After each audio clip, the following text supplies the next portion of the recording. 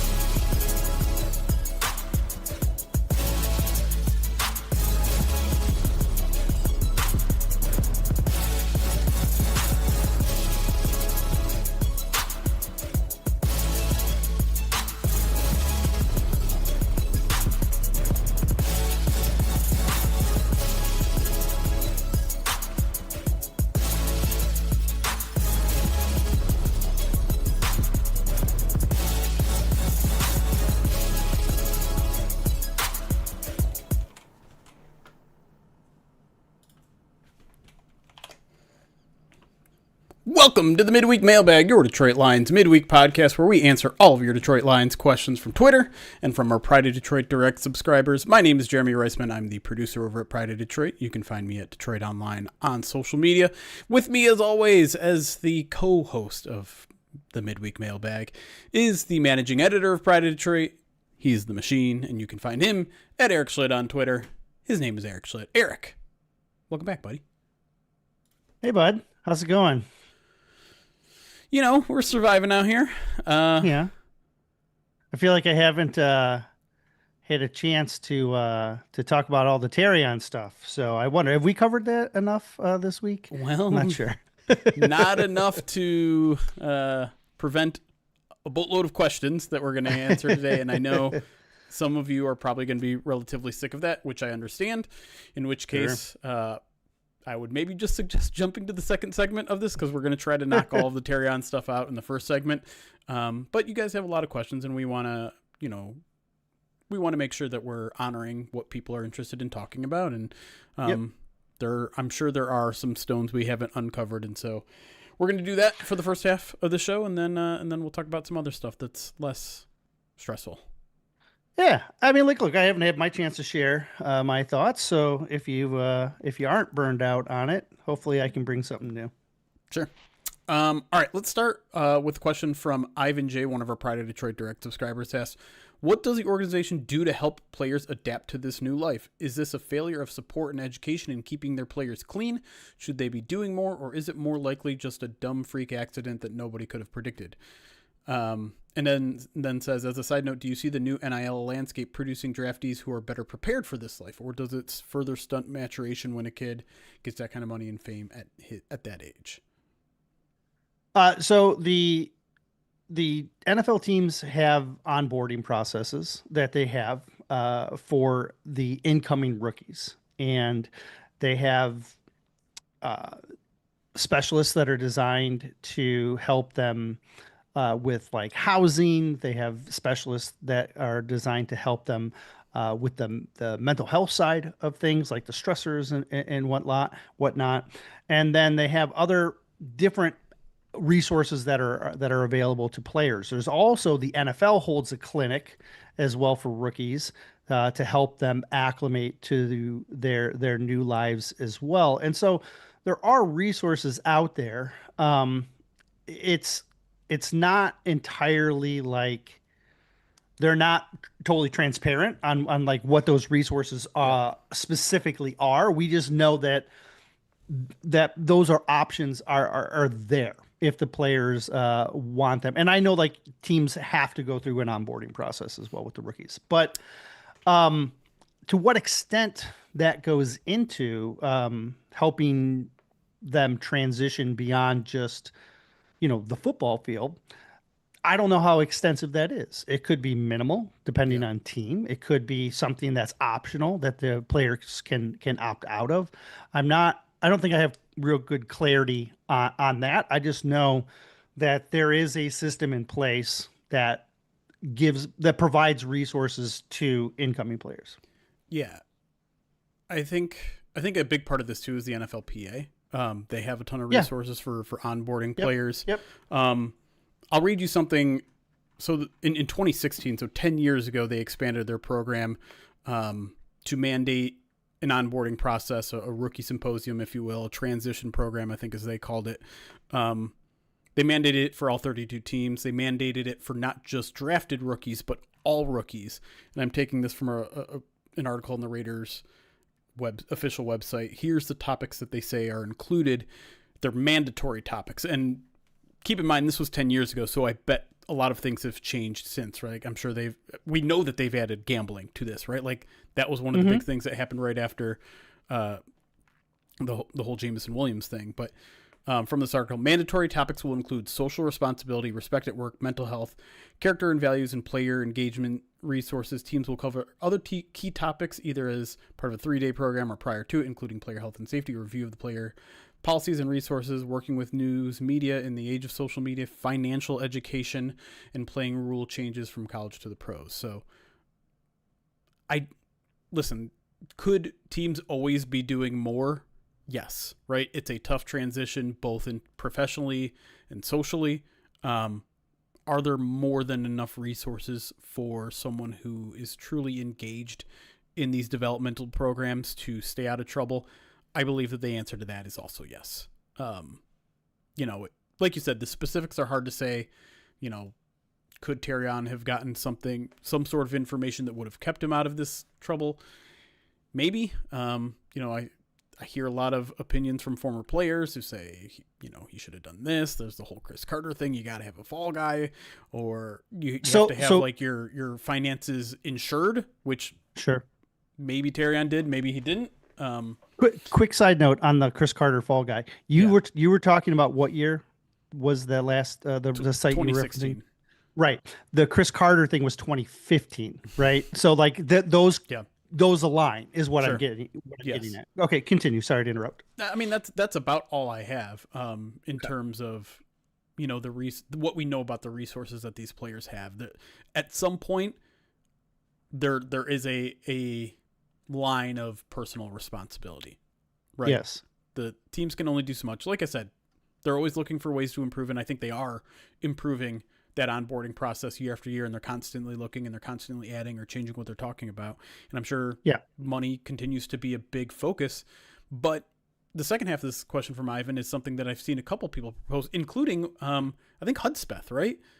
Hudspeth, I think, has specifically Brian Hudspeth, the director of college scouting, is that Director right? of college scouting. Yep. Mm-hmm. Talked about NIL and how, yes, like that can help with a character evaluation in the future because these players are getting money earlier. We know we'll have a better idea of how they'll handle that money, the kind of people that they hang around with now that they have money.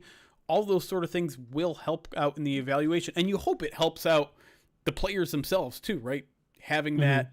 The question is whether they have that kind of support system in college to make sure they don't make the mistakes before they're even in the NFL. And that is something that I think that the NCAA is still kind of managing with, still trying to figure out. I mean, it's such a wild west out there where you have players gambling on their own games and things like that. Like it's messy. Sure. And listen, it's always been messy. Now it's just a little bit more out in the open messy.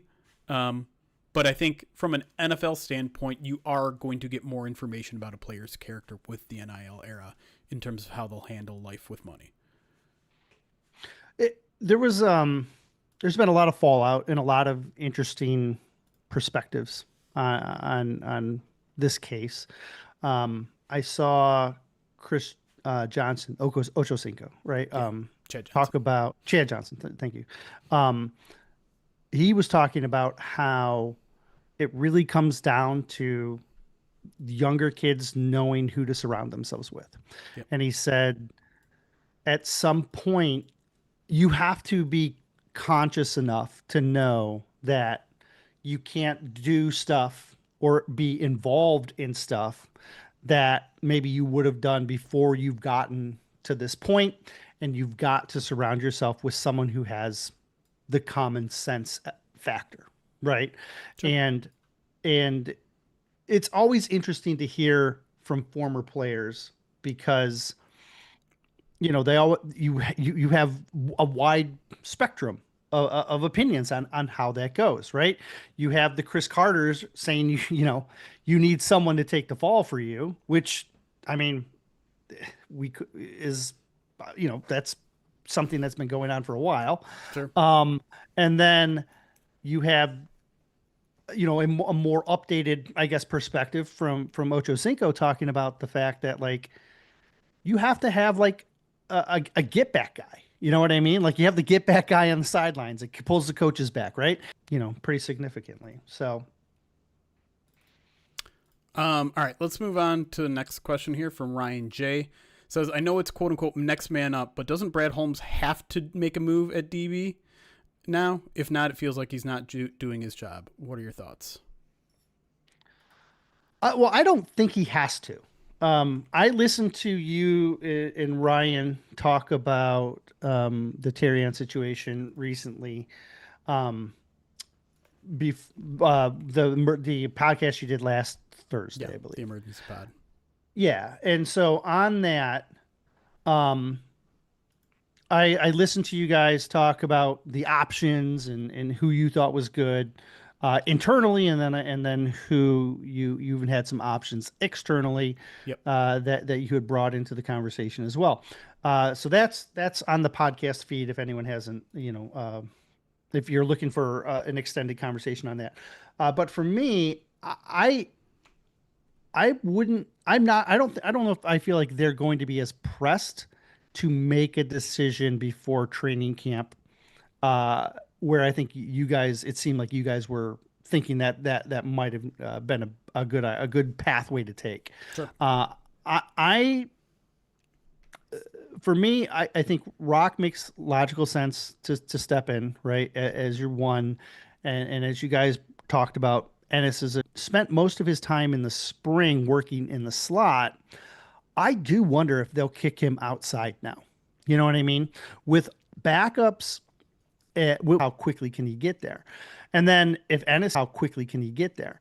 And then if Ennis can't stay healthy, well, can you push Ennis? And then if you know what I mean? Like, I wonder if Abney is a guy who, one of the keys that one of the things before is, maybe not the wisest decision. At the same time, he was a talented kid that I thought was a day two pick. So I'm interested to see I think Abney could be really the key here. If Abney's picking things up quick, maybe he ends up being a guy who starts pushing for time. If he's not picking things up as quick, I think then you go to the veteran in training camp and you say, is Razul Douglas the guy that I think fits the system and could be Rocky Sin 2.0 type of guy? I get it with Abney a little bit, but one, Sure. I just think he's going to be a better nickel, and two, I think that's where you want to develop him. I think that's where he is long term, and if you move him outside, you're stunting his development in the nickel, where he doesn't have a lot of experience, right? Like he was mostly on the outside in college. Right. Well, that's what I'm saying. Like, why not? Maybe that's his path. I know he's undersized. He's in the same range. I'm gonna get his height weight just so we are talking out of turn. He's 5'10", just around 190. Yeah. He's about half inch taller than DJ Reed in the same weight. Right. So, I mean, it's not unheard of for him to stick on the outside if he has those skills. And I think he's the type of guy that you can cross train. I think he is. But again, like my concern is putting too much on a rookie, right? Like we hear this from the coaching staff all the time. Is like we need to pull back on this rookie. We don't want to put too much on him at one time. And sure. Considering I think he spent pretty much not 100% of his time, but most of his time in the spring in the slot. I just don't like messing with that. especially because I think that's where he belongs long term. I want to continue that development as uninterrupted as possible. I do still think they could use another veteran in the room, but if worse came to worse, and they were going to just play with the guys that they got, which I agree with you is very much a road I see this team potentially going down, much to the dismay of everybody. I still think like a high-end trade, the Denzel Ward trade that everyone is kind of like snooping around for is extremely unlikely. I don't, considering how careful they spent their money this offseason. I went over it again in case you need a reminder. The free agents they signed, one of them got more than a 1-year deal. Cade Mays was 3 years, 25. One other person got more than $3 million a year, and that was Larry Borum, 1 year, $5 million. Everyone else was a 1-year deal worth $3 million or less. You really think they're going to go out there and trade for a guy with a $17 million contract now? I don't. No. I think that's not something in their plans. Right. I think the contract's too much for what they're trying to do long term. It would compromise what they're trying to do. Exactly. Which is why, again, I think some of these veterans that are out there that are still looking for a team that probably are waiting until training camp to sign somewhere. I think there's answers there that can probably run you in the $2 to $5 million range, which is reasonable. I'm sure they didn't want to spend that money, but now I feel like in order to fill out the depth, in order to make it so you aren't relying on a rookie or a player who has only started one career game or is only, a guy like Ennis Rakestraw who's never started an NFL game. I think you need just a little bit more insurance there. I'm not asking for, a clear number one guy, but I do think there just needs to be depth there because listen, if Rockison is the starter week 1 opposite DJ Reed, I don't think that's as horrible as some people want to make it out to be. But again, no, he's a great fit. He's a good system fit. He really is. But again, like, can you rely on DJ Reed being full health? Coming back from that hamstring injury is no guarantee. Can you rely on Rock holding up for a full? I don't think he's ever started 16 or 17 games in his entire career. Can he do that? And if not, what's plan B? Is it move McCreary and shift a bunch of things? Is it rely on Ennis Rakestraw and assume that he's going to take a jump in his first year of like actual action? Are you confident in someone like Nick Whiteside or Khalil Dorsey that they can win out not only a spot on the 53 but could step in a pinch? Obviously Whiteside did it for a game last year. Dorsey has kind of had flashes here and there, but hasn't had a lot of time. I don't believe he's ever started a game. No, actually he has, I believe. He's had a couple, I think, where Whiteside, I think, technically doesn't have a start, but he played for the majority of that Bucs game. Either way, the way it stands, if a single cornerback goes down, someone who has 2 or fewer games started in their careers is stepping into the starting lineup. And that, I think, is kind of unacceptable for a team with as high expectations as they currently have. Yeah, I just don't think they're going to feel the need to rush it. You know what I mean? Sure. Yeah. I mean, it could be a waiver wire signing at the end of training camp, at the end of the roster cuts. Sure. I really think if you're looking for a free agent now, Rasul Douglas is the guy that people should be kind of keen on. I think he's a good fit for what for what they do. Like I said, he's going to provide you similar things to that Rock did last year. He could be your cornerback 3 or 4. I don't know what he's looking for. He is over 30, but I think just over. You know what I mean? I don't think he's even 31 yet. So he's still like at an age where you're not you're getting worried, but you're not overly worried that he's lost a step. He did okay in Miami last year. He did okay. What was it in Green Bay 2 years ago? Right. Yeah. Something like that. So that's the guy that kind of stands out to me. If you want, I still think, Abney is the guy that intrigues me the most as a potential solution. And look, if they knew the Terrion stuff was coming, it's very possible they left spring telling Abney, you're going to come back on the outside. You know what I Yeah. mean? Like start learning these traits and we're going to throw you right into the water. Because, you know, look, Ennis started inside. You know what I Sure. mean? Like he was a Yep. nickel his first year, and then they Yep. kicked him out and said, "Look, we're just going to keep you out." So I don't think it's against, um, against logic here that Abney could get the shift, I do. and then we'll see. Yeah. I do find it interesting now in retrospect, kind of relitigating what we saw in the spring, having Arnold be there on the backups side of the field. Was that something that were they just working Terrion back because he was, 75, 80% as he said in but it's walkthroughs at the same time. So like you can do walkthroughs with the ones if you're not 100%. Sam Laporta was walking through with the ones and he wasn't 100%. Was that something that they foresee and they're like, let's just get Rock and Ennis as many reps in the spring as possible because that might be where we're headed? Well, yeah, we're not going to know, Yeah. and Dan's not going to tell us, and No. he's just going to say, don't read into the spring stuff too Yes. much. That's all he's going to say. True. Keith Battle on Twitter with the next question says, will the Lions miss Terrion's current on-field production, or is it more they will miss the opportunity for his potential? I think potentially both, right? Because he was Sure. on the field, he had his flaws, but he looked like an ascending, player, and he was, I think, more reliable than a lot of the younger guys on the team. And you played him over Rock because of his potential.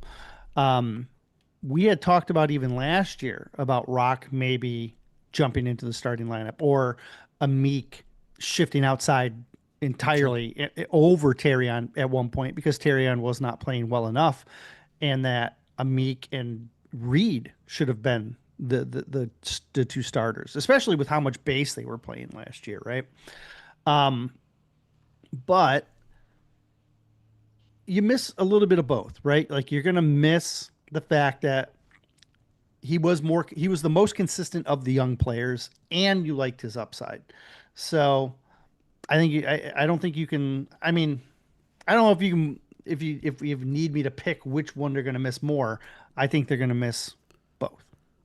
They certainly will. I think maybe you're going to miss the potential a little bit more just because I think Terrion was playing at about an average replacement level, through his first 2 years. I think the hope was that he was going to become a good corner this year, maybe even beyond that. But, how much different does the Lion season play out if they had him last year playing at the level that we saw him play at for most of the year? I don't know how much different. How much of a step down is Rock from Terrion at their current levels of talent? It's hard to say. It doesn't feel like a significant step down, but again, the potential was there. He's a first round pick. He's a guy that we've seen flashes of. If he could have put them all together, it not only solves their cornerback issue for 2026, but it solves it for 2027. And then you probably give him the 5th year option, which means 2028, which means maybe you extend him, which means beyond that. Like, listen, we've all experienced the last 5 years, right? We've all watched this front office go over every possible resource to find a starting CB1. They haven't been able to do it. It's not easy. We talked about it a little bit on Monday. Like, yes, Brad Holmes deserves some criticism for not being able to find a starting corner that has been able to be on this team long term. But at the same time, look across the league. There's not a lot of them. So yeah. If Terrion had lived up to that potential, then yeah, the Lions are going to miss that the most. They're going to miss the opportunity to have a cornerback for the next 7 years playing at an above average to good to great level. That was his potential still. We're only talking about 2 years into this guy's career, which is why I'm not quite ready to bury the 2024 draft class like a lot of people are. But obviously, when your first round pick only plays 2 seasons, then gets cut, like that's a big gut punch to the draft class for sure. No doubt about it. But it was too early to judge where Terrion's overall development was going to go. But if he had reached his full potential, which was still, I think, very much on the table, yeah, that's what the Lions are going to miss more than, what he would have been able to do on the field this particular year. Yeah, I think finding a corner, especially one that can play man, is maybe the second hardest position Behind to quarterback. yeah, behind quarterback, right? Um, because even when you land a guy like Sauce Gardner, he's still not untradeable, right? Because they sent him to Indy. And then guys like Trevon Diggs, who had high hopes, Marshawn Lattimore, who played at a high level for a while. And then all of a sudden it just falls off. Yeah, Tre'Davious It's White. All three guys still available, by the way. right. And that's exactly my point is Yep. that it's almost like running back, where when they hit the cliff has a very big drop, right? Yep. And like at running back, 28, 29, 30, some of these guys they just stop. Yep. It ends. And so it's a hard position to find, and the Lions have certainly been unlucky in their attempts to just, to find a corner. It's why trading for one, like, it could be a smart decision. At the same time, if you're trading for one, how old is he? How close to the edge is he? Like, those are gambles, right? As well. Like, you could trade for a Denzel Ward, and a year from now, he runs into the same problem that a lot of these corners do, and so it's a hard position, and in a system that requires man coverage at a high level like they have, it's tough. Like, it's a really hard thing to find. Like, I know, like, you look at Philly and you're like, man, Philly really knocked it out of the park in that 24 draft. They got they did two back-to-back corners in first and second round. Both those guys are thriving right now. It's a totally different system. So it's so zone heavy, and like, they don't run a lot of just straight man. It's like quarters man and stuff like they're not exposed as much as the corners often are in the Lions scheme. And you can blame you can hate the Lions scheme for that. You know what I mean? If the Sure. Lions changed their scheme and they were more zone heavy, I bet their corners wouldn't have the blemishes that they do. Yep. But this is the path they've chosen. They've chose to stress their corners to alleviate pressure on other positions, and they just haven't been able to find a long-term solution.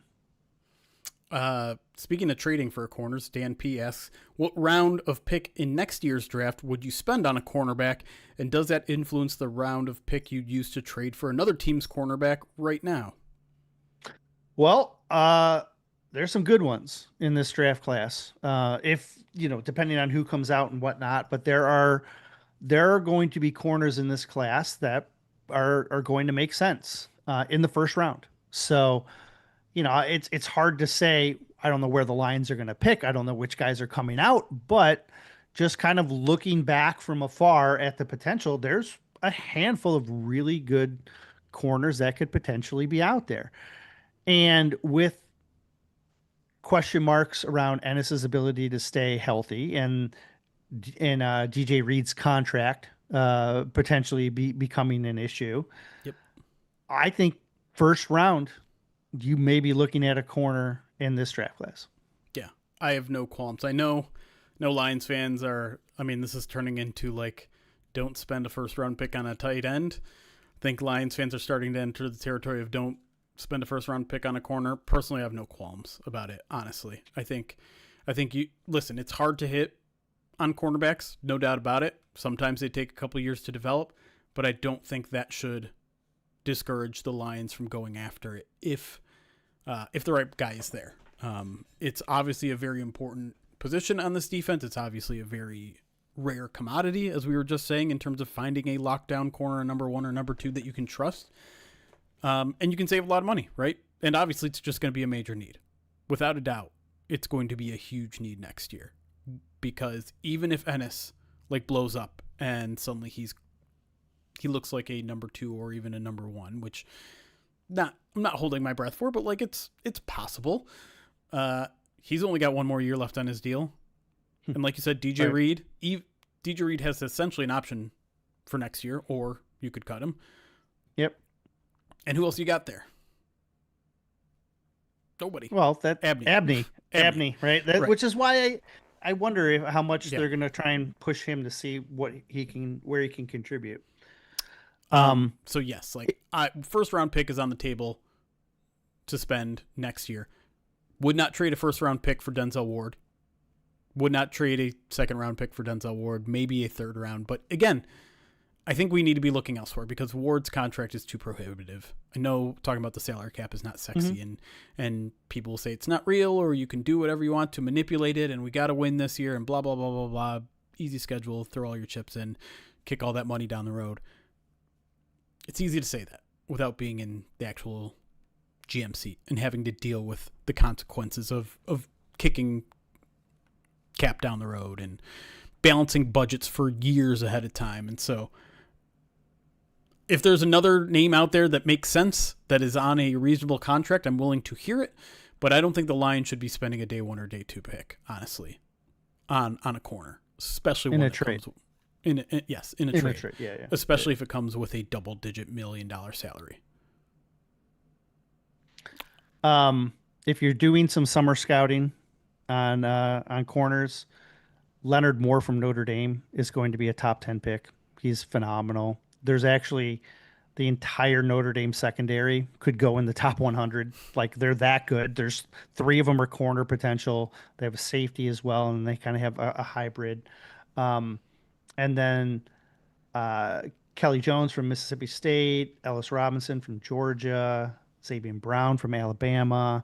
These are guys that are going to run. They're going to run more professional style schemes. They're going to be players that have the potential. They're all underclassmen, so we don't know if they're coming out. But those are guys. If you're looking for corners, even Jair Hill from Michigan, NFL system, right? Like Utah has they now have that new coach from Utah. He's got a history of doing well with defensive backs as well. You could see him step in as well. So those are a handful of guys if you're looking to look at this class next year's draft class. All right, let's take a break. When we come back, we're going to talk a little bit more about the defense, talk about how they can survive a tough offseason, let's put it gently. We'll talk about some coaching hierarchies, and we'll talk a little bit about the defensive line because they're a part of this as well. All that and more when we come back here on the Midweek Mailbag. We'll be right back.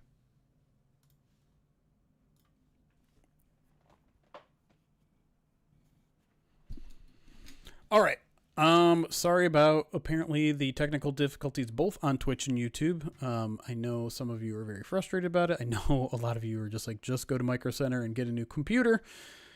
I'd like to actually figure out what the actual problem was before I go and make another $1,200 purchase. It's very frustrating on my part. It's very odd to me that Twitch and YouTube went down at different times.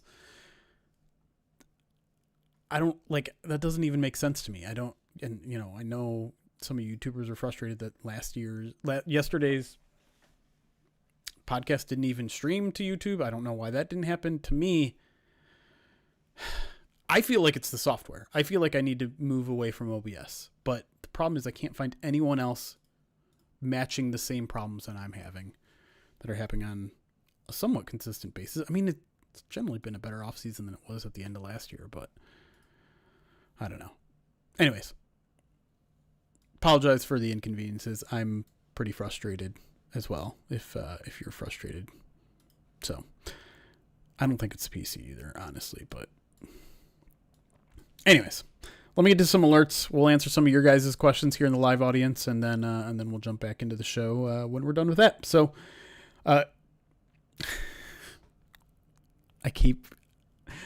you tell me how to say your name every single time, and I forget every single time. Wagon Maker? I don't think that's right. Thank you for the 34 months. Says our secondary has players and some depth, but do we have more than a couple bona fide starters ready to contribute this season? Okay, I did say it right. Thank you. Well, that to me is like, I think the safety position is a perfect example of that, where it's like, okay, yeah, you have some guys who can ball, but do you have difference makers like Kirby and Brian? And the answer is no. And if you don't there, where do you have them? You have them in Aiden Hutchinson. You have them in Jack Campbell. You hope you have it in Aleem. You hope you have it in Tyleek. You hope you have it in Derek Moore. You hope you have it in Derek Moore. Maybe not his rookie season, but at some point. You're kind of hoping. You hope, yeah. Like that whole line, you're hoping the starters on the line and your front six. You're hoping those guys are going to carry you until you figure stuff out in the secondary. That's, yeah. And I was going to write an op-ed on it because it was just kind of an epiphany I had yesterday, which is like the back seven, 6 questions and 1 answer. That's what you have right now, right? You have Jack Campbell and everyone else. You don't know if Derek Barnes can settle in. You don't know if Malcolm Rodriguez can become a starter. You don't know if DJ Reed will be fully healthy this year. You don't know who CB2 is. You don't know. I mean, maybe McCreary, you feel a little bit comfortable in the nickel. But then, like, your safety positions are obviously both in flux right now. I think everything's in flux because I like Jack Campbell. That's my point. Yeah, I think it all is. And that's, there's a lot of questions on this team. More questions on this team than I think we've had in the past. At the same time, I think there's a lot of potential answers, which isn't always the case. I also don't think that all the answers are going to be like there. Right. You know what I mean? Right. Especially early. Work out, right? Yeah. Like, so there's still going to be adjustments and adaptations, but yeah, there was a lot of moving parts this year that training camp will hopefully, streamline for us. That's right, Captain James Kirk. One in the same. Jay Skell, thank you for the 62 months subscribed on Twitch. Appreciate that. Captain James Kirk, 25 bits, says, I don't understand why we are so dead set on so much man coverage. All we hear is how difficult it is to play and how hard it is to find guys to play it. The reason they play man is because if you are locking up this a receiver for a half second longer than like they need, to be working through a zone, that's a half second that your defensive line has now more to get home on the quarterback. And when you start looking at the like time to pressure stats and stuff like that, like though a half second is a big difference. And right. And so the ideology here with man is that you're creating press, you're creating a lack of separation. So either, and then hopefully with the pressure up front, you're now allowing the pressure up front more time. If the quarterback is then getting pressured, he either has to make a decision to throw into coverage or throw away, essentially. And so that's the idea behind it. And, teams are going to mix and match when they cover, when they run zone, when they run man. And then secondary coverages are complicated now where, teams are running half zone, half man, like zone on one side, man on the other. And these whole like kind of split coverages on either side of the field. So like you can't, it's even hard to they're running both at the same time, I guess is what I'm saying. It's all designed to make things more complicated for the quarterback to diagnose and harder for the skill players to get separation. And then in turn, just make everything more challenging in the first 4 seconds. Yeah. 5 seconds. Right. Yep. And if you can hold for 5 seconds or 4 seconds, well, then chances are they're going to get home. Right. The problem is that these, the skill players are better. They have man beaters that teams run when they know you're going to be in man in certain situations. And it's a chess match constantly back and forth. And this is the path that they think works best with the personnel that they have. I do wonder, though, now that they've made at least some more investments or they have at least more health on the defensive line, if now maybe the scales tip a little bit more in the other direction. You have a little bit more confidence in your ability to get to the quarterback a little bit faster. Maybe that means you can play a little bit more zone concepts. I think zone concepts are more in vogue now because, The Seahawks. well, but I mean, it's not just the Seahawks; it's Sure. Fangio from the Eagles, right? Sure. Too, like it's and they kind of figured the Seahawks out. They kind of teams offenses figured out how to beat that cover three, and so then the Seahawks had to adapt. But since the Seahawks, they've realized a lot of NFL defenses have realized that the zone coverages afford them less big plays, Sure. right? Yep. And which means you're forcing the offense to make, not make mistakes Right. more, right, in order to get down the 12, field. 13 play drives where Right. Yeah. Right. more And then opportunity just to make a mistake. and a lot of teams have adapted the Fangio style. Like I feel like half the league is running that Fangio system at this point. It feels like, because you're getting an imbalance of big athletic skill players on offense versus athletic but undersized secondary players, and the secondary players are being asked to do even more, and putting them in zone, it helps narrow their focus and their decision making, and it's it just seems more adaptable to the style of offenses that you see. If you can run man and you can be effective at it, you'll be a top 10 defense if Sure. you can be effective running man. Yep. The problem is that most aren't even going to try it because they'd rather have a bend don't break zone type scheme that to force the offense into making mistakes. Yeah. I just think it's fair to wonder, though, now that you're No, down one of your look, top corners, now that you have invested in that defensive line, now that Aleem's healthy, now that Levi's healthy, now that, Tyleek is in year 2, yeah.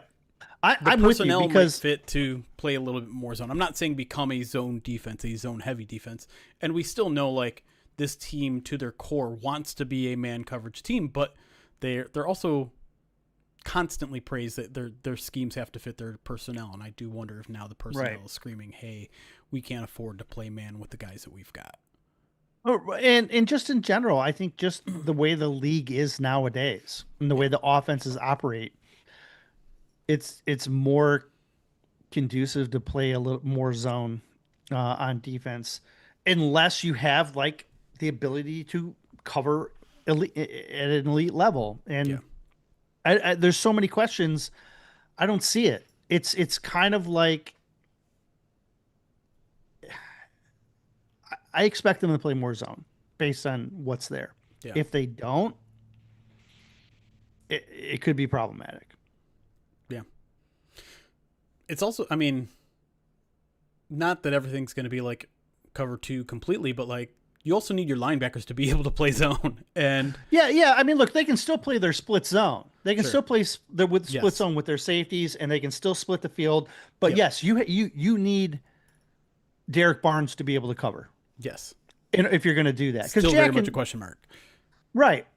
So the way their linebackers are set, it's almost like you can drop Jack into a zone, but you need to keep Derek up at the line. Mm-hmm. And if you're dropping Jack, now you need more nickel. Now this is where you have to have a cover guy. Right. You have to have McCreary. So you basically are going to have your two safeties, your two outside corners, and then you're going to have McCreary and Jack kind of dropping. And I don't know if you always want Jack dropping because he's so good moving Yes. forward, and he's Yep. such a pro. And now if you're not dropping him, now you have to drop a safety down. And if you drop a safety down, then you're leaving a single, and then you can't split your field anymore. Now you're playing just like a single with like underneath, and that's more man And you, stuff. And so, yeah, you need cover linebackers to play a more zone friendly secondary. yeah. I just don't think they have it right now. Right. Like if it was Anzalone and Jack, I would have no worries about playing a lot more zone. But so they don't have the personnel for man or zone, is what I'm hearing.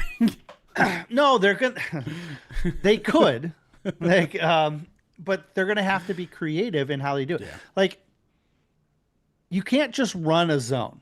You know what I mean? Like you can't just be like, oh, just take Fangio's playbook and away you go.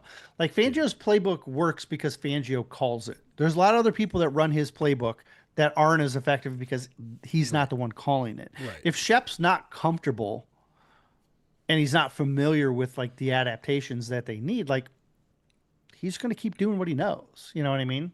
So yeah, it's not just a let's just flip the switch and go.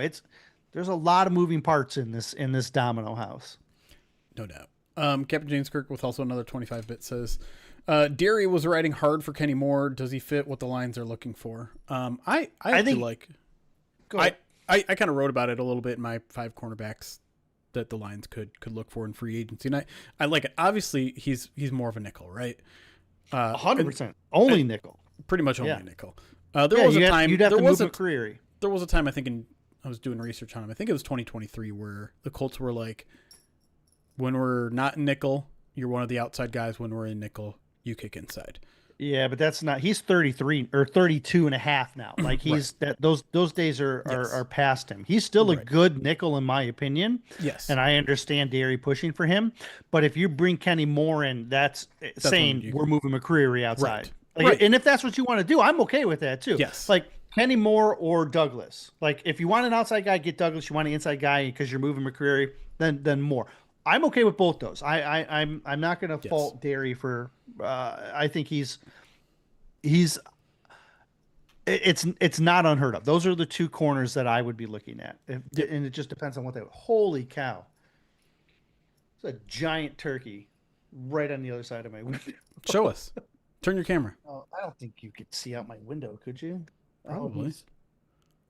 Don't break everything though. I'm gonna have to unplug. Don't do that. Can you see? You have to show the window. Oh, mostly see you. Can you see? Oh, kind of, yeah. I was expecting it to be like full plume. Dude. You got to reconnect your mic now. I know. Okay.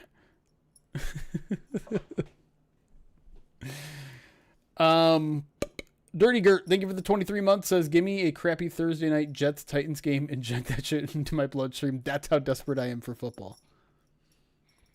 For real. It's been a long, annoying offseason. You guys know how much I hate the offseason in general, but this one has been one of the worst in recent memories. The vibes have been down pretty much all offseason. Sorry. That's okay. I just wanted to get him out of my wife's flowers. Go ahead. He was next door in the morning, and my 5-year-old taking her to camp goes, it's not even Thanksgiving. Was there a turkey here? It does seem a little hot for a turkey these. Dude, this one is like, so OU has wood. They own like OU's across the street from me, basically, right? Oh, doxing himself. Whatever. People know. People know I live close to OU. And OU owns property that's not walking distance from my house. Mm-hmm. And it's just they haven't developed it. So it's just woods, acres of woods. And so much wildlife lives in that forest area. And so they just wander out because it's like I said, it's walking distance. Right. So I see families, I see foxes, deer. I can hear wolves sometimes. Yeah, it's nice. Hawks flying around and stuff, looking for prey. Some hawks around here too. Yeah, and then apparently there's usually a family of turkeys. This one's just running solo, so must got kicked out. Yeah. I want to scroll back to a question real quick from Joe, a Tiger. I think this is something I know for Pride of Detroit Direct subscribers. I haven't written anything in a while. I'm about to take a little bit of I guess I'd call it vacation. Kind of 2 weeks in a row towards the back half of the season. But at some point, I'd like to write an op-ed about Arnold. Joey Tiger asks, how hard is it for you guys to switch from fan to journalist on weeks like this? Could be especially hard, especially when you get to know individuals as well. Yeah. I mean, definitely. The guttural reactions when we first hear something, I think it's fan. You know what I mean? Yes. Of course. And that's why you don't always see immediate reactions. I'll speak personally. Yeah. I don't often immediately react to something online because it's always my fan reaction It's first. emotional, right? Yeah. Yeah, and I have to take a breath, look at everything, make sure that I have accurate detail, because when I put something out, I know that people are taking that in as if I'm reporting something. Yep. I don't feel like I'm in a spot where I can be a fan on social media and just say, "Oh my gosh, this sucks. This is terrible." Blah, blah. You know what I mean? Like, Right. I feel like I have to present myself professionally. And so I often don't get afforded those knee-jerk reactions that a lot of people get to do, and like the venting and the, airing of grievances and the airing of the frustrations that I guess social media can provide, or at least so that's hard, that I feel like I have to take a beat and be very cautious in what I'm trying to put out there. Yeah, there's a couple things here. One is that this week is particularly hard for people like me, a sports blogger who like to be quite upfront and honest. I'm not like classically journalistically trained. I don't have a journalism degree. When I have to write about something that I don't know a lot about, like Florida law, it's hard. It requires a lot of extra research. You'll often see these stories that are written by more traditional newspapers, Free Detroit News, MLive, they're not written by the Lions beat writer, or they're co-authored by the Lions beat writer with someone else on their staff because they have an entire legal team, right? Your legal team consists of me looking stuff up. Right. Maybe a DM to Nick the Greek or two. So it's hard professionally in that sense that I have to listen, we could get sued for libel if I use the wrong word or I say the wrong thing, right? Like, you have to be very careful about using the word allegedly a million times and making sure you're getting, conviction and charge and all those legal terms right, because I think a lot of us colloquially use them interchangeably, but legally they mean very different things. So that's very hard to navigate for me personally during a week like this. But the personal side of it is also extremely hard. I don't know how some of the other people on the beat do it, to be quite honest, because I've told the story before, I think on the podcast, but Terrion was one of the people who gave me the most satisfying compliment during his rookie season, where he was just like, "Hey, I've seen you talking ball on YouTube and you actually know what you're talking about." And that is something that really hit me to my core. It was really a big compliment when someone who does this for a professional living tells me I'm on to something, that I get what's going on, which I constantly have to remind myself that I don't a lot of times, right? I don't know everything about the Lions scheme. I don't know everything about every single play call and every person's responsibility on every play. And so to get some sort of, vote of recognition that I'm at least on the right track from someone within an NFL organization is very kind and heartwarming to say. So I have a soft spot in my heart for Terrion for saying something that he didn't have to say, for going out his way to do it. And beyond that, there are, side conversations you have with these players, or, you know, you're just shooting the shit with them. Even just like talking to them or seeing them every day, or even just the fact that like 2 weeks ago, Terrion Arnold was a foot from me. Just like any other normal day. And now, well, not now, he's been out on bail now, but like, then he was in jail. Now he's facing 8 felony charges. Like, that is not something that's easy for me to digest, easy for me to compartmentalize. It's not.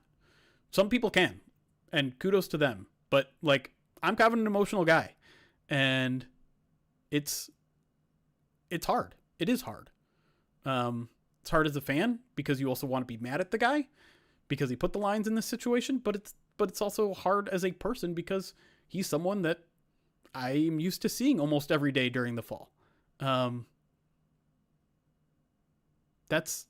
mean, whether I think he's a good guy or a bad guy is irrelevant. I don't think anyone is as black and white as that is, but again, just like having someone regular in your life, whether you're close to them or not, now go through this kind of serious thing is hard. It's hard to be able to write completely objectively on it. And so it's not easy. It's tough. And I don't think we should shy away from that either. Like, I understand like traditional media has an obligation to be fully objective and try to take the emotions out of it. But like, I think one of the benefits about Pride of Detroit, one of the benefits about the things we do is that we can walk that line a little bit as long as we're being transparent about it, being like, hey, I don't know if I can be completely objective about this situation because I do have this relationship with this player. I do have this fondness for this player. That matters, right? Like, personal relationships matter, and they matter as much as the facts sometimes. Not always. But anyways, off my soapbox. That's just kind of the emotions I've been dealing with in the past week here. And honestly, it started at the combine, right? Like when the news first broke. Yeah. You get very disappointed dad. Yeah. You know what I mean? Right.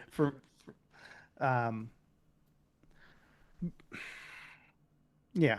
I mean, it's a tough line because I think I do a better job of compartmentalizing things, but it also, I have to, I'm not as quick to react, I guess, socially, or I'm trying to get better about that because you can say the wrong things in the moment because you're feeling a certain emotion at that time. Yeah. But I mean, yeah, like I think it's different for, like you said, the different guys on the beat are going to handle everything differently too. And like, everyone deals with it differently. And for me, I think I have my way is just to kind of like try and step back in, I don't know. Just not overreact in the moment, right? Yeah. Which can be tough too, because like I have an opinion on what I think is going to happen. I have an opinion on what I think his level of guilt or innocence is. But I don't think I can share that opinion publicly. You know what I mean? Sure. And I have to be careful. I think I feel personally like I have to be careful in not.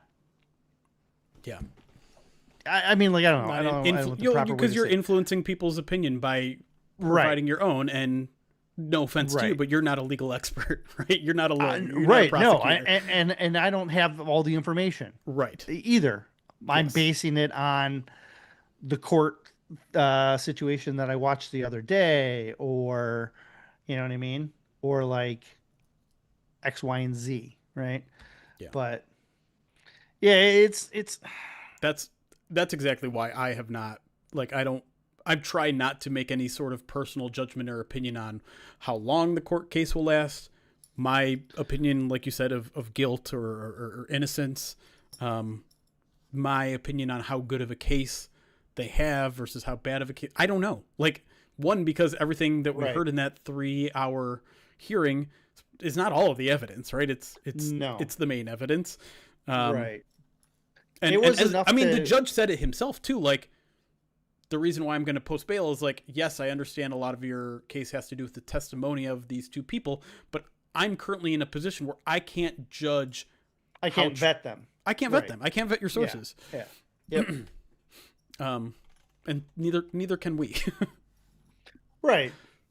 Right. And like, yeah, there's so much more. I feel like as much as we've read and watched, we probably know 5% of what this case is actually. You know what I mean? Sure. So, it's why it's always fascinating to me that people will dig their heels in and say Terrion's for sure guilty, Terrion's for sure innocent. Like, I mean, you're obviously all welcome to your opinion, but like, to feel so definitive about something when you don't have all the information is tough. Like, I don't get it. Yeah, there's a lot of people. I've seen opinions both ways. Yeah, that, you know, the prosecution doesn't have enough evidence. He should be let out. No steps further. Like that stance. And I've also seen he very obviously did it. He should go to jail right now stance. Like, I've seen both sets of opinions. It's like anytime a review goes to an instant replay goes to a review, like teams have won, like, oh, he's for sure got both feet in, that's a catch. Oh, there's no, like, you can see his foot on the blade of grass. It's incomplete. It's just like, we live in a world of gray, but everyone thinks it's black and white. Yeah, I also think both lawyers are. I understood both approaches. Yeah. Right. Yeah, we were kind of chatting ourselves about what each one was trying to do and how effectively or ineffectively they were doing it. Right, and I think each lawyer had an angle that, if you're not paying close enough attention, they could have tricked you on getting evidence or lack of evidence, across. And because it's like they were being very specific about certain things and trying to get certain things out. It was, lawyers are clever, and that they're doing their job. So as dark and serious as the whole thing was, I did actually, like, that's the first time I think I've ever really watched a courtroom proceeding for 3 hours or whatever it was. So in a lot of ways it was fascinating and enlightening, but obviously, like, I'm not going to take pleasure from listening on this. It's a terrible situation. I just watch Nick the Greek's live stream all the time, and he, I just watch what he does. The thing that, like, bothers me about the whole situation, and I'm not trying to call out anyone specifically, but, like, on Twitter I called the whole situation tragic. And then just, like, for 24 hours people were responding, what's tragic about it? Consequences for your actions. I'm like, yeah. Yes. Oh. The whole situation is tragic. If he did everything that he's being accused of and is facing consequences, that is still tragic. We are talking about a guy who was on top of the world, a first-round pick, like, had his whole professional and personal life ahead of him. He's got a 6-week-old child, and he potentially just threw it all away. That is tragic. Can we stop for a second and just, like, observe the humanity of the situation, whether he deserves what's coming to him or not? Like, this is a tragic situation that is going to be felt throughout generations of the Arnold family. I think it's goes even beyond that from a tragic standpoint, because, like, you're talking about 6 other people that potentially allegedly committed this crime, right? And so then their lives are going to be altered. The people who had the crime committed, the alleged crime committed against them, their lives are going to be altered. And if they indeed went through this traumatic event, like, then that could have lingering effect. Like, it's these situations are bad all around. Like, it's not just this little micro, world that we like to hyper focus on. And obviously, like, tragedy happens every day and there are worse tragedies or worse less tragedies. Of course that's true. And 100%. if you're the kind of person that's like, hey, if you like once a player is not on the Detroit Lions, I don't care about him. That's fine. Like if you want to compartmentalize your life like that, totally fine. I get it. There's so much tragedy in the world today. Why add something more to your emotional plate? I understand that. But me being a little bit closer to the situation, me knowing Terrion on, I don't know if personal level is the right way to say it, but like, again, having him in my sphere on an almost daily basis in every fall, like I'm allowed to feel that one a little bit more, right? Like, sure. We're only talking about it because he played for the Lions, right? Like, yeah, that's. Anyways, soapbox over. Clowncopter, thank you for subscribing. First time subscriber. I see you in the chat as well. And yes, that was an error in my own judgment, expecting Twitter to react to, I don't know, a heartfelt sentiment in a empathic way. My bad. All right. I think maybe we're going to put a close on the Terrion discussion there. Might creep up a little bit here in the second segment as we talk about some ways that the Lions navigate their defense now, but want to leave it at that. Obviously wishing the best for all parties involved here, that victims get the justice they deserve and all the other legal stuff gets worked out in ways that are fair to the truth of what happened.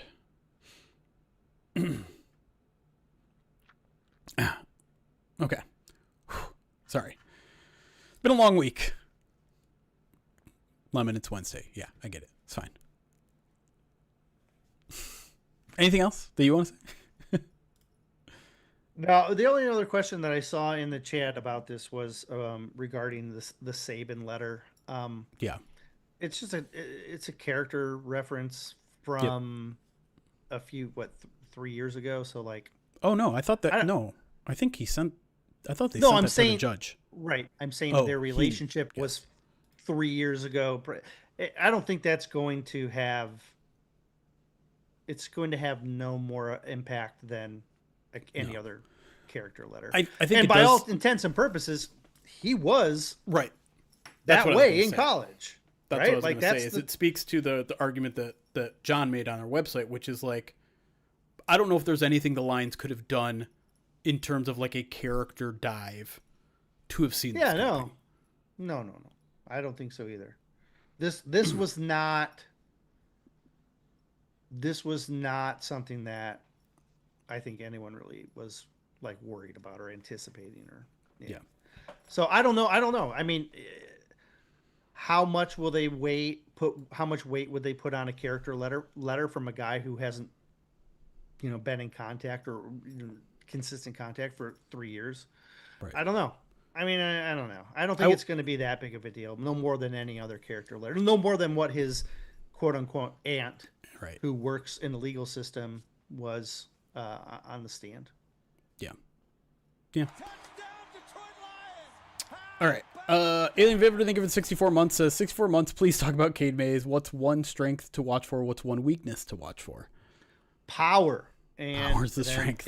And then experience. Power is your power is your strength. Experience is your potential weakness to worry about. Those are the two things I'm keeping an eye on with Cade this year. Yeah. I think I'm with you on both those. Those are probably the two that I was going to say too, because I don't know, like the one thing that I still haven't quite been able to square, and maybe I just need to dive into more tape, is when you have a guy that's strong, you'd expect him to grade out better as a run blocker than a pass protector. Yet I think it's the opposite. I think that changes in Petzing's system here. Yeah. I think I think you're going to see all the Lions offensive linemen's run efficiency go up. Yeah. Yeah, it should be interesting. All right. Do we want to just get back into the show? I think maybe we do that. Appreciate that, Rock Don. Clowncopter, we did talk about Abney right off the top of the main show. Eric's I'm a big excited about Abney him. fan too. I think Abney could be their first shift. They could shift him outside and put him in the mix. It's fun. Okay. It's a fun kid. Yeah.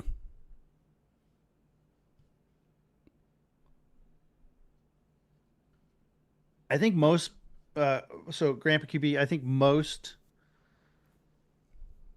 NFL players, once they've been in the league a couple years, recognize that this is a business. And Yeah. if you find yourself in a situation that Terrion is in, they recognize that that's not something this team is willing to roster. Right. And they understand the business. It's a business. And, Mhm. you know, if you want to play for the Detroit Lions, you can't be in a situation where this is, you know, you're in court arrested. Sure. Like you just can't. Yeah. Like, You'd still and I hope think like a lot of, yeah, go ahead. sorry.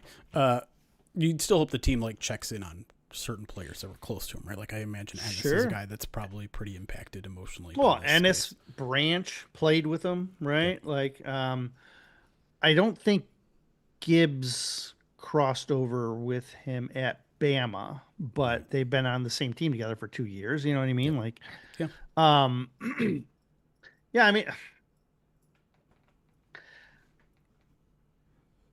it'd be like, you know, you're doing your checks on a coworker after a coworker gets fired. You know what I mean? Like, but it's a business, and he he put himself in a situation that crossed the line of what the organization deems acceptable, and so he's he's no longer with the organization. Yep. Okay. Let's jump back into the show here. We'll talk some Lions defense, some coaching stuff, and get out of here.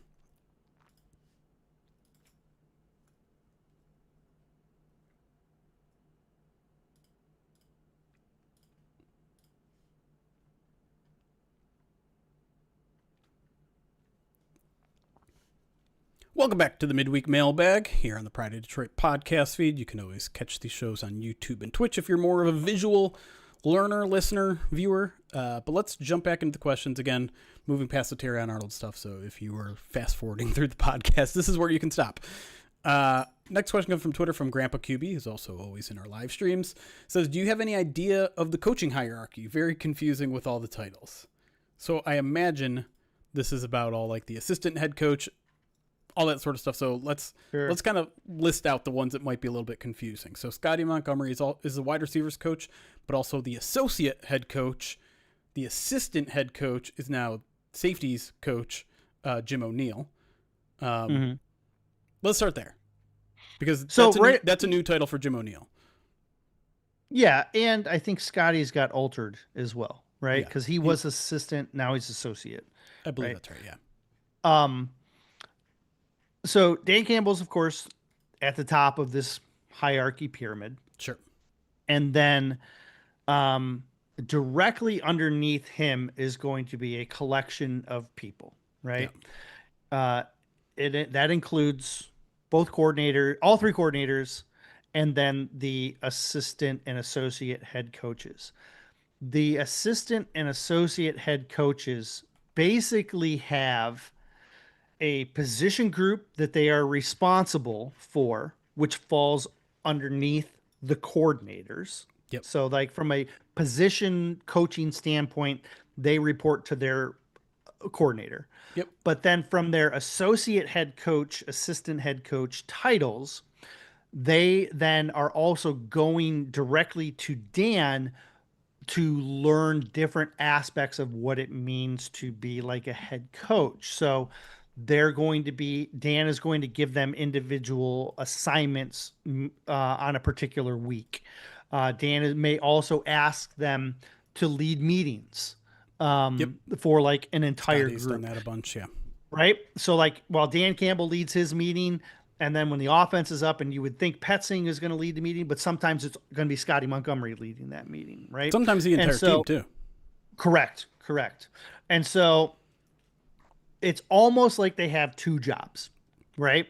And I'd say 75% of their job, they're reporting to the coordinators, but that 25% of their job where they're reporting to Dan, it's they are learning the aspect of what it means to be a head coach in the NFL and all of the responsibilities that go along with it. So it's depending on what part of their job they're doing, might be below the coordinator or they might be on level playing field.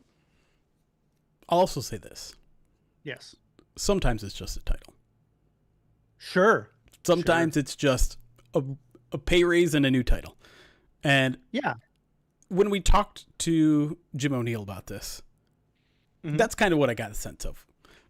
Because here was his response. He's to the question of what does a new job title mean? He says, quote, I mean, obviously I had some opportunities this past season, so anytime an organization wants to keep you around, and I'm not a big title guy, so it is what it is, but it does feel good to be one of the brass. They want to keep you around. So if my opinion is asked a little bit more, that's awesome. But anything I can do to support Dan, to support Shep, that's what I'm going to do. The first thing he goes to is, it kept me here. Yeah. Like his split, maybe like 95% under Shep, 5% under Dan Campbell, right? Like, yeah. Yes. Whereas Montgomery, it's going to be a little bit different because he's been in that role for a little longer. No doubt. Now, I'm assuming most of the confusion about titles comes on offense, where there is now a pass game coordinator, Mike Kafka, that a new hire this year. David Shaw is still around, but now he's the pass game specialist. You have an offensive assistant, Marquise Tuiasosopo, around for another year. You have an offensive coordinator. You have run game coordinator. Your pass game coordinator, which is Hank Fraley, Fraley. But like, I think it's all like and this was kind of a big topic when we were able to talk to all the offensive coaches. Like, there's so many freaking quarterbacks in the coaching staff. Like, what is everyone doing? And I can't sit here and say that we've got a ton of clarity, but we did get at least a little bit. And I think it's mostly with Kafka, because Brunell, and I think both Kafka were like, yeah, we're working together a lot. Kafka is working with the quarterbacks a lot, which makes sense because he's a former quarterback, not that far in the distant past. But there's a difference between their two jobs, though. Sure. Yes. Right. And the fact that Brunell is I'm working on your technique. I'm working on your placement. I'm working on your game processing. I'm working on your making sure you're working through your day-to-day, snap-to-snap functions. Whereas Kafka is more big picture. Here's our philosophy. Here's our approach to this game. Here's our approach on this play, right? So they have different roles that they apply. And then Shaw, from my kind of gathering, is he's supplementing Kafka with a lot of information and Petzing. He's like doing the data analysis, the tendency trends, and things like that. Yeah. So he's giving information to Kafka, giving information to Petzing, giving information to Dan Campbell, and he's collecting and distributing. Hank Fraley, who's the run game coordinator, is also doing a similar thing, but about the run game. Right. Whereas Kafka and Shaw are gathering information on passing game, and then with Kafka developing some of it and Shaw, just like I said, disseminating, Fraley's going to have input on the run game that he's going to ascertain through film. And then he's passing that on to Petzing, and then they are working together to work on the run game aspect. So Petzing is getting information from the position coaches on what their position groups are doing, but also run game philosophy and film study and data breakdowns from Fraley, passing game stuff help from Kafka, and information from Shaw as well. So he's getting a lot of help and getting information to him. Yes. And I just wanted to throw this quote in too, because I think a lot of it, hierarchy isn't as important as individual jobs. Like, it's not that you're above this guy and you have authority over this guy. It's you're here, you're over there. We're all like, the whole no egos thing is something that's very real and something that I think each of these coaches kind of displayed when they were asked about their roles. Because again, yeah, like it is a little bit confusing with how many cooks are in the kitchen. I want to take this quote from Shaw, who says, "It's Campbell's job to put the best staff together that he can put, and it's on us to work together. So I don't worry about titles. We don't care about titles. Drew's running the offense. Whatever he needs from us, we're going to give it to him. We're all experienced play callers. We've all had experience being head coaches, so it's whatever we need. That's what we do." Can that all work? Will they all work together in harmony? We'll see. They're all saying the right things in the spring. And what's they're going to they're also going to welcome differences. They're going to welcome disagreements. That's part of the process of growing and learning and adapting. But it will be interesting to see like how it all plays out, because there is no guarantee it all works together in perfect harmony. But again, given even that someone like Kafka would take this job, I think tells a lot about who he is as a person, because remember, he's coming off an interim head coach job. And he's not taking a coordinator position. He's a lot of guys that people, including myself, wanted to win the coordinator position. Right. And for him to take a pass game specialist role, I think shows that he's not that concerned about titles. He's not that concerned about hierarchy. He just wants to be part of a winning program. He wants to continue to grow as a coach and take that to whatever next step it is.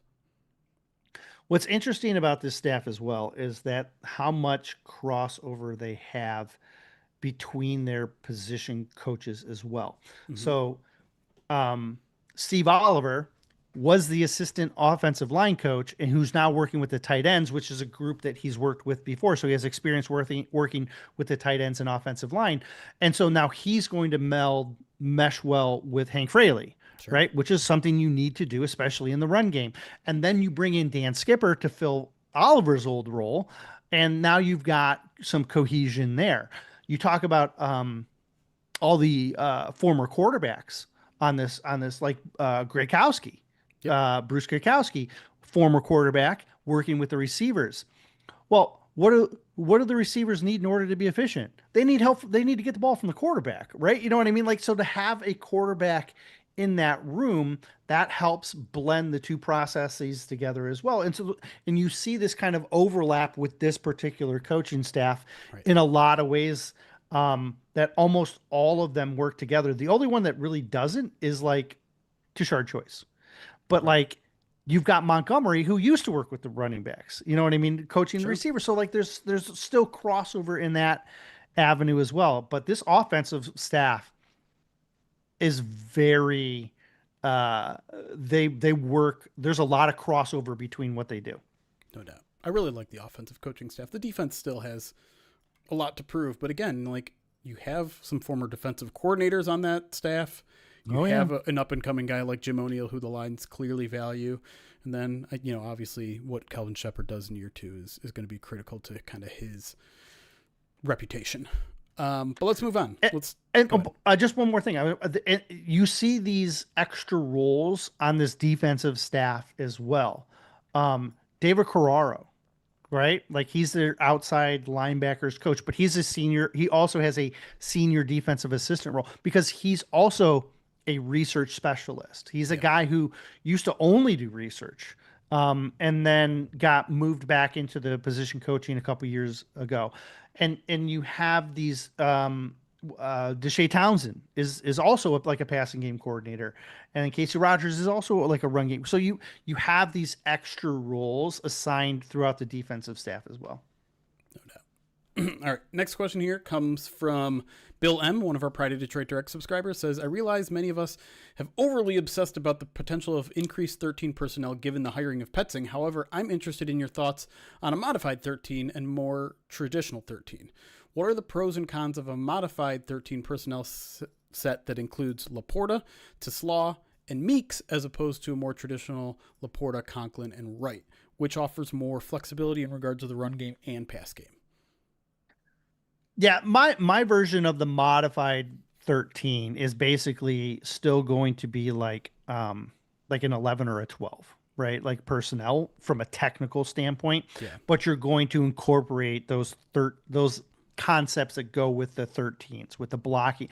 You can do that with blocking receivers like like Tisslaw in Meeks. So um, I actually think that's the direction that they're going to utilize more often this year. I think their usage of 11 is actually going to increase from what we've seen in recent years. And I know that goes a little against the grain because Petzing's numbers and his history, say 12 and 13, are usually a little bit higher, and 11's a little bit lower. But as Bill points out, and as we've talked about before, uh, Tislaw's ability to do kind of a variety of things, including blocking and playing from the slot, affords them that opportunity to stay in 11, but then run concepts that feature more sets that look like 12 or 13. Right. I mean, they play so much condensed offense anyways already. Right. Right. Like their Right. receivers are Yep. often extremely close to the line of formation in ways that are almost identical to a tight end. The question is though, like we talked about a little bit too, like Tislaw can block a dude, he can blow up a guy, but can he maintain a block for several seconds to in the same way that a tight end can? No, not really. And so like that would be a drawback. Like if you're relying on wide receivers to do these kind of tight end type of roles, you're going to have like if you're going to run off of those formations, it's going to have to be like a quick downhill thing, not a slow developing thing. Yeah, crack blocks and stuff like that. Right, exactly. I'm still not quite on the Meeks train. I just want to point that out. Like I'm not ready to like declare him as tight end 3 / wide receiver 6 or whatever. I still think that's a work in progress. I'm not.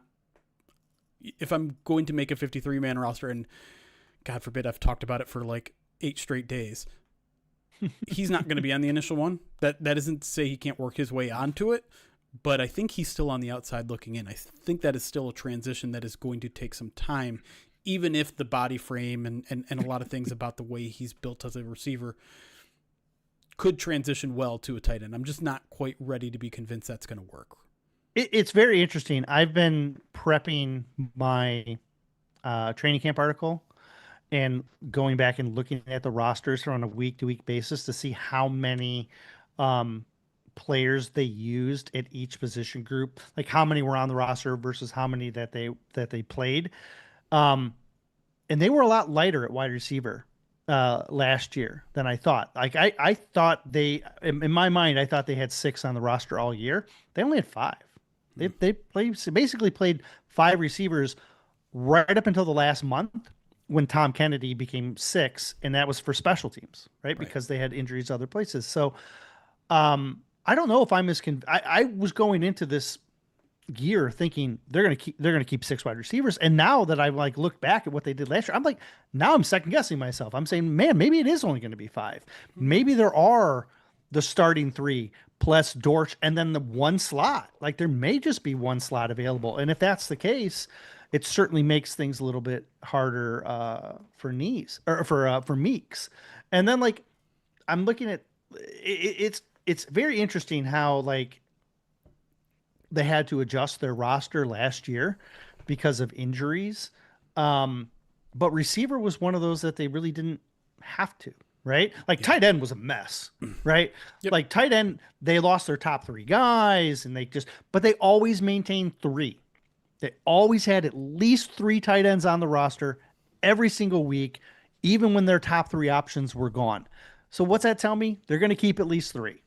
And then the question is, Things can change year to year, right? Like right, but that's what I'm saying. Yeah. So I think at least 3, but could they go to 4? My initial thought was no. But then again, I look back at kind of what their history was. They used to keep 3 in a fullback. Yeah. And then it was 3 in an H back. Right. And then they only the last 2 years have they only stuck with 3. So I guess my point here is with Petzing's influence, it's going to be interesting to see how much he does prioritize having a guy like Meeks or having Kitzelman be like a tight end 4, right? Or something like that. Like, could he go a little heavy at a tight end or receiver? Or might he want, an extra running back like they've kept in the last couple of years because of special team purposes? those kind of end of roster, Yeah. wide receiver 5, 6, tight end 3, 4, running back 4, like those we really don't know. And I don't think we will know until we get further into camp. No doubt. And obviously, as always, when you're talking about the bottom of our roster, special teams is going to take a big factor. But Right. And exactly. but at the same time, like if this team is going to commit to more 11 personnel as you're suggesting, you probably want some reinforcements in there so that like if one of those top guys goes down, you can't be like, well, I guess we have to now establish more 12 personnel, more 13 personnel in what we do. Which is again why, like, I know you're not quite as high on him as I am, but a guy like Cedric Wilson, who Scotty Montgomery went out and said, like, this dude can fill in all 3 spots. He's already grabbed the scheme, the playbook. He knows everything. He has at least a little bit of special teams experience. I think he had like 100 and some snaps in 2024 on special teams. It's why, like, if there's a wide receiver 6 that sneaks onto the roster, he might be my leading candidate right now. But again, that can all change if someone shows up as a big special teamer, whether it's one of the UFL guys that they just added, whether it's Dominic Lovett, whether it's Meeks that can do some stuff on special teams in addition to adding some stuff at the tight end position. Like, I still think 6 wide receivers is very, very much in play, if not likely. Yeah, it's going to be interesting. I did a rough 53. Yep. And I only ended up with 5 receivers and only 3 tight ends. So, how many DBs? You had at least 11. You had to have. I had 10. Really? I have one spot. I have one spot open though that I haven't filled. You're pulling a Brad Holmes. No, nerd in the because 53 spot. let me put it this way: it was 11, and when Terrion got cut, it's now 10. Yeah. But I don't know if I'm going to add that last spot back into the secondary or not. You know what I mean? Like we're verging away from the question, but because we were talking about this yesterday on the PODcast, I'm just curious: is Dorsey part of the 10? Yeah. Yep. Is Maddox? No. Chuck Clark? Yes. Okay. But again, I think it's going to be one of those two. Yes. I think Clark or Maddox, one of them makes it, one of them doesn't. Got it. If they both make it, then that would be because Kirby is not ready. Right. Okay. And I'm hoping for that. So. All right. Let's move on. We're actually going to move right to the secondary, so this is a good transition point. Keaton M., one of our Pride of Detroit or ex-subscribers, says, do you think there's any possibility of moving Brian Branch back down to nickel since we're playing it more? There's obviously a hole there now, and while the same is true of safety, feels like we've assembled about 4 guys who can hold down that position. I don't think they want to move Brian Branch back. I think they would do it if they had no other option, but the addition of Izzy and the addition to bring back Maddox, putting Abney there in the preseason or in the spring, I mean, and then having McCreary be the presumed starter. I think they have enough bodies that they don't have to move Branch back into the nickel. He's considerably more effective if you allow him to play that safety role, that kind of off, not roam, where can drop down in the box and shift it. When he's in the middle of the field like that and not assigned to cover like a slot, he's a lot more effective. I was in the boat when he played nickel. I thought he was one of the best nickels in the league, and I was against moving him to safety. And then within like a month, I was immediately like, I was wrong. Because he's even better at safety. And so, in my opinion, I don't think they would move him back unless they really felt they didn't have another option, because the other nickel options weren't stepping up or doing what they were supposed to do. I think it wouldn't be something they'd prioritize. I agree, although I am certainly intrigued by the idea of moving McCreary to the outside just to have more outside depth that you can trust, or that at least even has experience. But you also have to remember Brian Branch is coming off an Achilles, probably not going to be his 100% self at any point this offseason, this season. So I'm not sure relying on him to be even closer to the line of scrimmage makes a ton of sense. Um, and I'm with you. Like, I do think we have found out that Branch is probably a little bit better off ball than in that nickel position. Not that he's bad at the nickel position. He'd be fine and probably would be one of the best, like you said.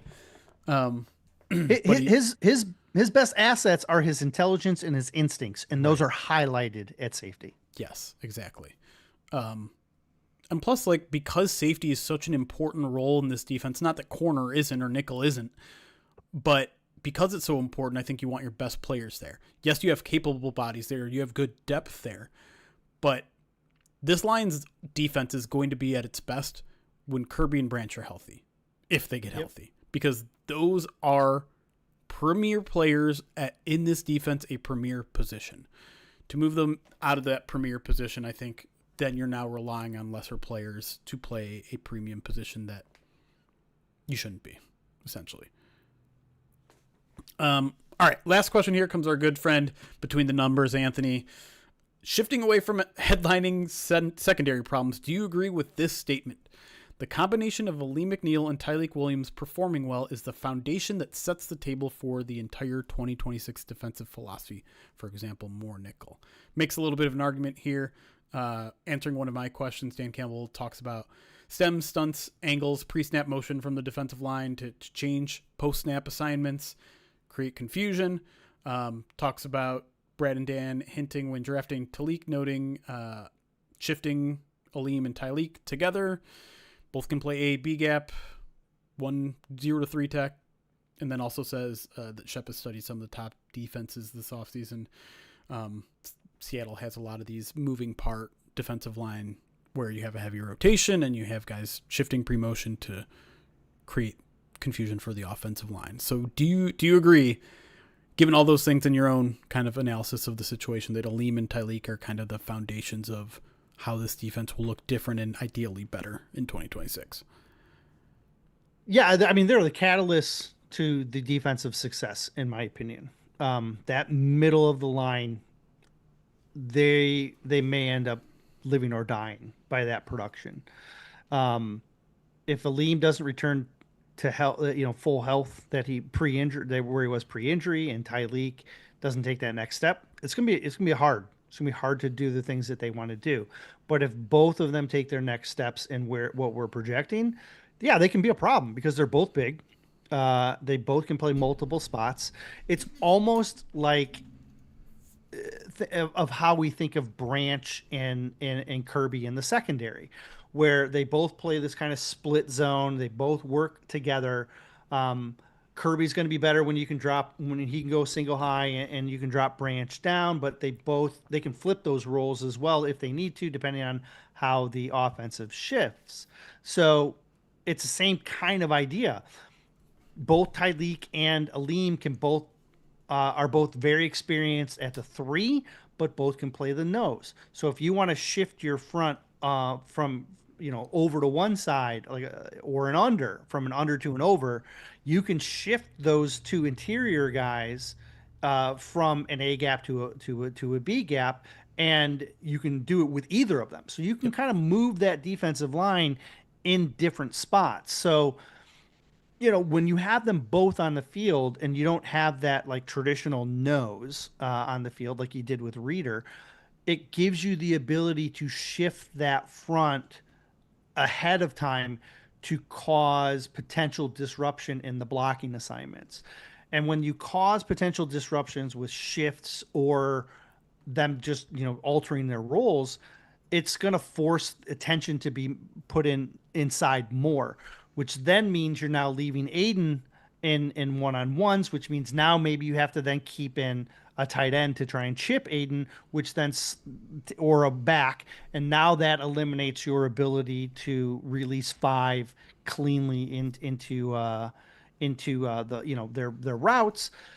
And then if you're playing man, it just adds a little bit more. And so, like, if you can disrupt that flow, you can see how the domino effect spreads all the way out from there. So, yeah, if they can take that next step, they can cause a lot of problems on the interior because they both have a very similar skill set and the size to play multiple spots. Yes. And I mean, there's just going to be generally a lot more pressure on that defensive line this year, not just to perform better than they did last year, but to compensate for the loss of Amik Robertson, to compensate for the loss of Alex Anzalone, to compensate for Brian Branch missing at least half the season, to compensate for maybe not Kirby Joseph playing this year, for obviously to compensate for the loss of Terrion Arnold now. Like, there's so much questions in the back seven that naturally there's going to be a lot more pressure on the defensive line. And I think these two guys are so critical to what they do. The problem is, like, those guys aren't going to play 90% of the snaps, right? They're probably not going to play 80% of the snaps. They're big dudes. It's going to be, when they're both on the field together, it's probably going to be like 40% of the time. Right. Honestly. Yes.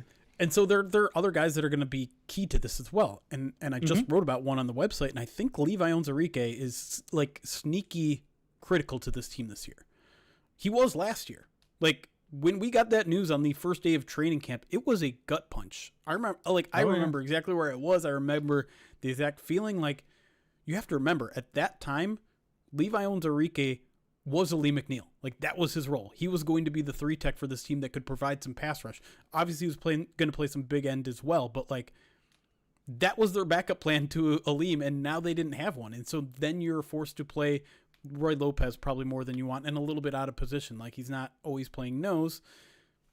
He did the damnedest he could, provided probably more pass rush than anybody had anticipated, but you had to rely on guys like Tyler Lace. Like, you had to go out and get some guys. It was a patchwork situation. And now you have a Levi who's been repping at the 3 tech for most of spring to kind of get his legs back there. Be a nice Lee McNeil replacement, spell him for a little bit, but, like, they are also saying he can play anywhere. He can play nose. If we need a nose, we know the Lions, like, don't really have a great backup nose. Played a lot of nose in college. Yep. Like, him and Tufele might compete for that backup / third string nose. I guess if you consider both Tyleek and Aleem capable of also playing the nose, but he's also going to be kind of like the second or third string 3 tech, but he also might be the starting big end, right? Like, because there's a lot of competition there between Lacey, between Hassanin, Tyree West. Like, do any of those guys strike you as guys that you can't unseat as a starter there? Like, no. And in that sense, like, because I think he can play, like, he can and probably will play a little bit of nose, a lot more 3 tech, and maybe even more big end.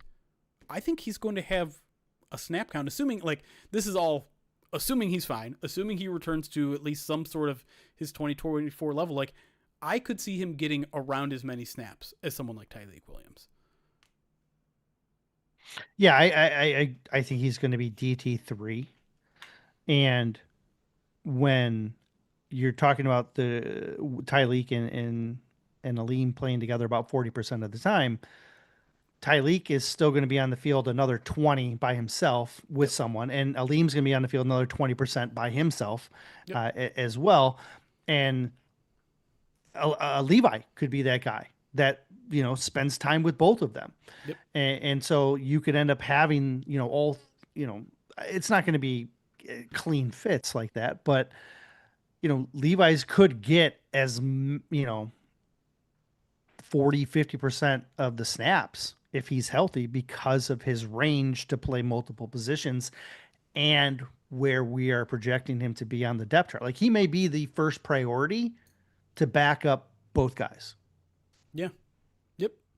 Again, that big end position that, you know, when the Lions go base, they're going to have to have a guy out there. All right. I think we'll leave it at that. Thank you all for listening to Midweek Mailbag. If you're a Pride of Detroit Direct subscriber and be like, hey, it's July 1st. What are we doing? Where's the Pride of Detroit Direct Midweek Mailbag that we get exclusively? That's like a 4 or 5 hour show. That is coming next week. I promise you. I just have a little bit of a short week this week, so wasn't able to get to it. Plus, I think we skipped a normal midweek mailbag in June, so we wanted to make sure that the general public is getting all of the midweek mailbag they can possibly get. But assure you, we will do a PODD midweek mailbag just for subscribers next week. And then, of course, we will be back for the main POD cast on Monday as well. But for now, thank you all for listening. Thank, of course, to Erik for helping us out, providing all the knowledge that he provides. But until next time, it's chaos. Be kind. Recording stopped. All right. Got a little time here to hang out with the live audience. Can answer some of your guys' questions. Except for Adi Manning, who apparently turned us off because he thought we said something we didn't say. Said that maybe there's something the Lions could have told Terrion during the rookie symposium to prevent this. I don't think we ever said that, but who knows? Anyways, let me get to some alerts, and then, yeah, we'll open the floor for questions here. Alien Vivitor, thank you for this. Nope, we already answered yours. But thank you, Alien Vivitor, again for the 64 months. And then Wavy Boy Max Gang. Thank you for following us on Twitch just 2 minutes ago. And that's it. We're caught up.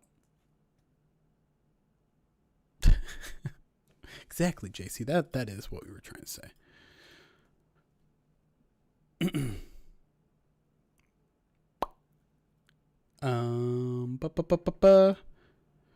Any questions, chat? Floor is open. Don't miss your opportunity. About to go on vacation.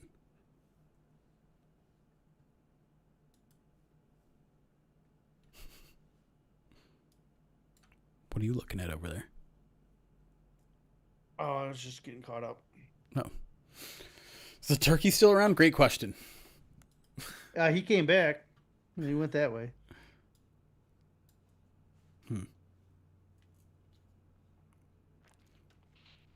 Of all places, I'm going to Canada for the 4th of July weekend. It's not meant to be like a statement or anything like that. It was just found a neat place to go, and so going to Canada for the weekend, which I haven't spent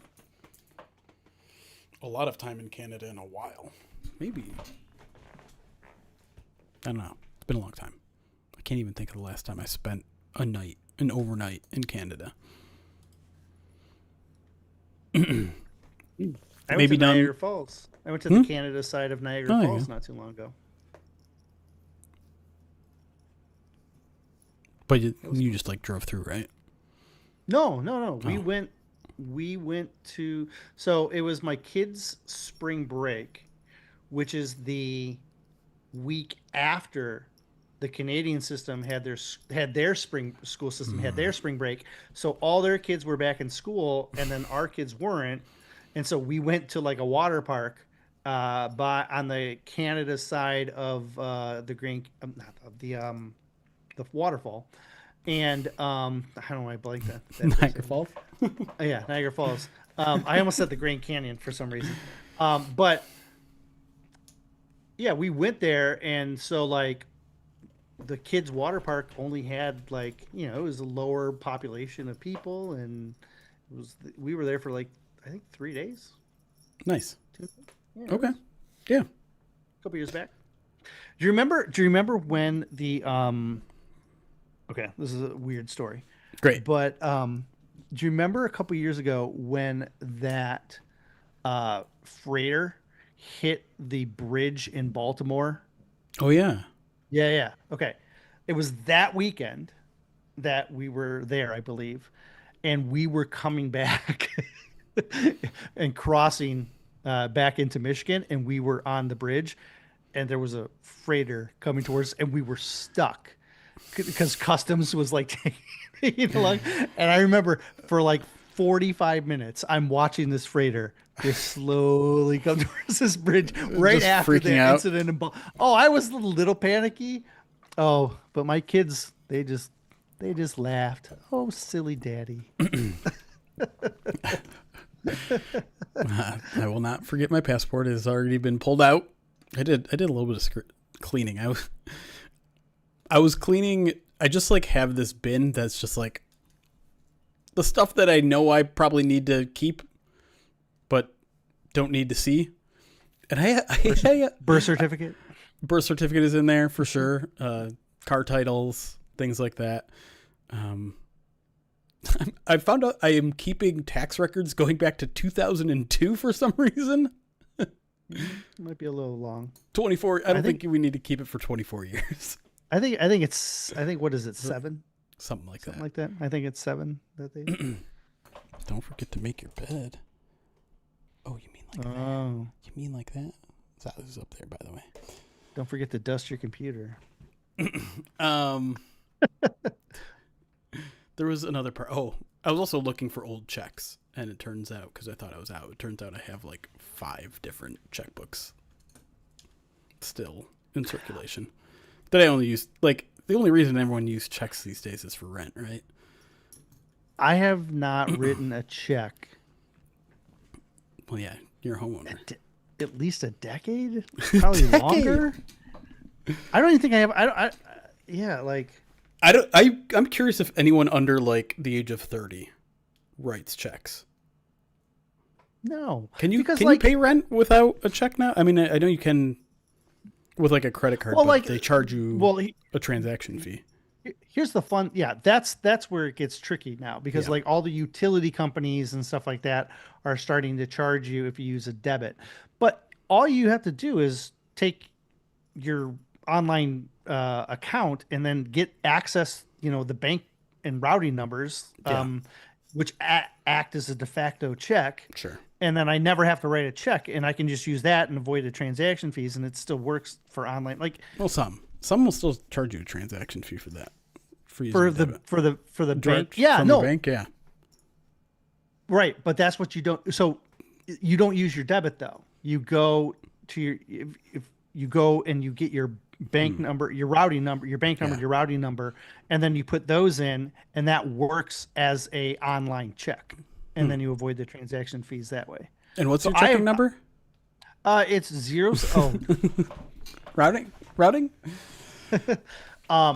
But like that's my annoyance right now is like almost all of the utility companies are starting to switch to that. My favorite is like trying to do the math between like when it comes to bills like that where they do charge a transaction fee. Like, okay, how much is a transaction fee versus the amount of points that I'm going to get through the credit card? Like I'm getting 2% back, but it's a 3.5% transaction fee. Is that worth the 1.5% difference in convenience? It's very fun. All right, I'm switching everything over now. I'm so annoyed by it. It's so. Do you play annoying. the credit card point game at all? No. Dude, I use my debit card. Really? Bro, you're leaving. That's it. You're leaving money on the table. My wife is she has that aspect. I don't. I use my debit card and of the bank checking and the checking route thing. I just do that for everything. Credit's not a scam if you just auto pay, and like if you have enough money where you're not concerned about ever missing a payment on credit card. Cashback is a real thing. Worth it. I'm not. There are some people that are like way obsessed for it, where they like, I have a credit card for gas, I have a credit card for travel, I have a credit card for groceries, I have a credit card for 18 different things. I have 2, and I pretty much only use 1. All right. Who gets the extension first, Gibbs or Laporta? That's Lion King. Gibbs. I think Gibbs. We are now in like month 2 of why haven't I already pre-written the Gibbs extension? I think I'm going to do that before I leave tomorrow.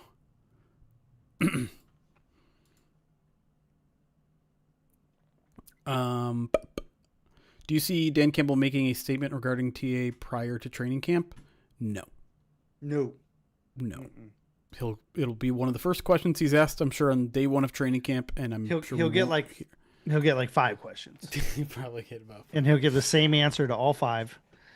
and that'll be it. Yeah.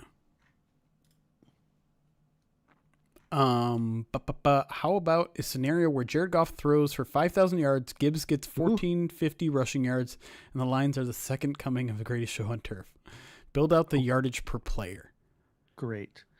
5,000 receiving yards. How are we accounting for that? I'm on Raw 1500. Just take that right off the bat. Okay, back down to Right? 3,500 now. You can give 12 to JMO. Okay, 2,300, 2,200. Wait, you say 12, so 2,300. Yeah, 12. 8 to Sam. 1,500, 7 to Gibbs. 800 left. 6 to Tesla. You jerk. 200 left. And that's everybody else. 200 for everyone else. Dorch. Vaki gets 50. Dorch gets 100, and Brock Ray gets 50. Brock Ray gets 25. No, he can get 50. Conklin and Brock split 50. Gosh, Or do you want to give some to wide receiver 6, whoever that is? no, no. Okay, I like it. By the way, if you were here for last week's If he hits mailbag, if he hits 5,000, I think St. Brown's up. If I'm going to back anyone down, it's St. Brown. what about what I mean? Sewell? He'll get -6, but it'll be the greatest run. He'll stiff arm Alex Anzalone. Oh In no! Tampa. Oh no! Oh no! For a 6-yard sack. Oh no! Maybe if you really want to play the storyline, you could say Tesla crack blocks Muhammad. and then Sewell stiff arms Anzalone Yep. into Chase Lucas. I forgot he's on Tampa too. Oh, That one would hurt your soul. it would. Yeah. I would be torn. We need some Jameson Williams being covered by Chase Lucas. Just to throw it back to the locker room gang that was those two. Those two were like two peas in a pod for a little bit. Isn't there someone else in Tampa too? I gotta look at that Tampa roster. I think there's one more Lions player in Tampa as well.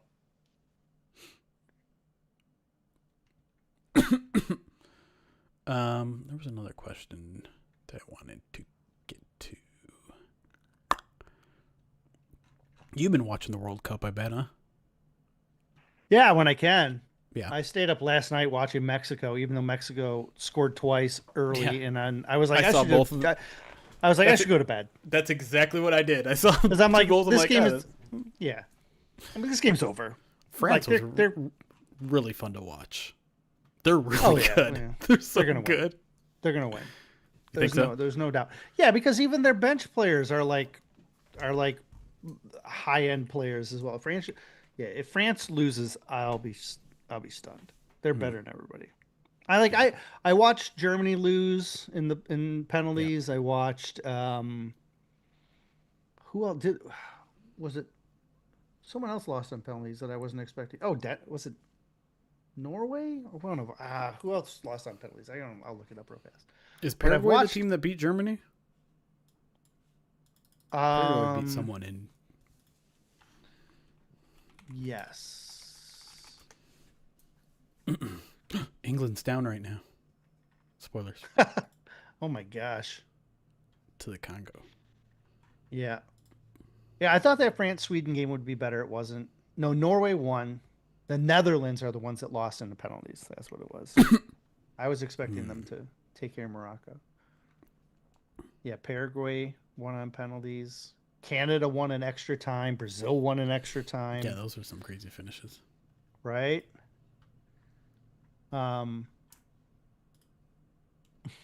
There's a group of parents in my neighborhood that there's like 4 or 5 kids in my neighborhood that all go to OU for theater. Their kids go to OU for theater. And we like usually like carpool them all. Like you go around, you pick up all of them, and then one parent takes them over, and then you divvy up. You know, you only have to take all the kids to there like a couple times a week that way. And so I made sure I got my 2 trips done early in the week because I'm like, Yeah. I don't want to go pick my kid up during the USA game on Wednesday. So I'm like, I'm gonna get all of them done so that I can like not be bothered and I can sit and watch it tonight. Should be fun to see the crowd and the excitement. For sure. It's in Levi Stadium. Yeah, I'm glad it's at 8 and not like 10. Yeah. We gotta not Like do some that of anymore. these. My gosh, that 10 o'clock game was horrible. And they lost on top of it, which was ridiculous. I was so mad. I was mad I stayed up for that game. I purposely did not stay. It didn't mean anything. So I'm like, I'm going to bed. I don't care. I don't know who's going to win Wimbledon. I'm going to be completely honest. I didn't even realize Wimbledon was happening until yesterday. I'm kind of embarrassed by that as a tennis stan. But I don't think I watched any of what was it, the French Open? What Open just happened before this? Like I missed that one entirely too. It doesn't help that I currently don't have cable of any type. So I'm not really watching any of them. But at some point I'm going to re-get cable or streaming or whatever.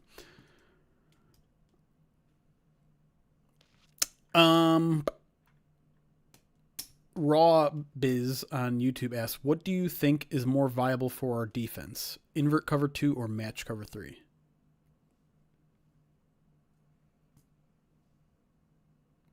That's actually what I'm currently doing. I got Peacock for a 7-day trial and then I forgot to cancel, so I have Peacock for another month. I mean, so it depends on Kirby, right? Yeah. Like if you have Kirby that can man the center of the field, then you can operate cover 3 a little easier. Yep. But if you don't have Kirby, you'd have to tell me who the safeties are, essentially, right? Yeah. Because Chuck Clark maybe is your... Ugh, I don't know. I mean, well, but like then you can do the inverted cover 2 because then you're dropping your corners, right? And if Kirby's available, I would go cover 3, the cover 3 one. Yeah, that makes sense. Yeah, shout out to Canadians. Apparently it's Canada Day. Happy Canada Day. Be joining you guys tomorrow. As someone pointed out, I am celebrating Canada Day in the U.S. and celebrating U.S. Independence Day in Canada. I just want to stay away from all the excitement. I'm a hermit. My wife's grandma, who has passed away, was from Canada and living as an illegal alien. I know. She was a rebel. She'd been married like multiple times, but to people from like her husband was from the U.S. and I forget how the legal stuff works, but she was like from Canada, Canadian citizen, et cetera, right? And when she used to go like to family reunions or go back home to Canada and stuff like that, and when she would come back, she was this like the stuff that she did at the border was like ridiculous because she was just like, oh, I'm Canadian, so it doesn't matter. I can do this. It was just such a trip. Are you going to give at least, you got to give at least one example if you're going to say that. She tried, so she got searched one time and like, she was like, I don't know, she was probably like in her 70s, maybe 80s. And she was getting searched and it was like, she was with her daughters, my wife's mom, and then her sisters. And they were like, the customs agents were like very serious. And it was, when they were very, everything was alert, on high alert. Sure. And she was getting searched and she was like, ooh, just reach a little higher and like stuff like that. And she was being like, oh, I haven't been Yeah, and she was like 80, right? And she was like, I haven't been touched like this no way, like, like, and it was like, Since and FDR. and my wife's mom was like, "Stop it, be serious." And she was like, "No, I'm cool. What are they gonna do? Send me back home?" Like it was like ridiculous. She was like a hoot, That's but wild. yeah. But I always think of like my wife always talks about how she's Canadian because her, you know, part Canadian, right? Because her grandmother, but Yeah, just a ridiculously funny lady. it's wild. With McCreary being a cover two zone corner, wouldn't it make sense he could play the backfield watching the quarterback as a free safety? Just thinking outside the box like Holmes and Campbell do.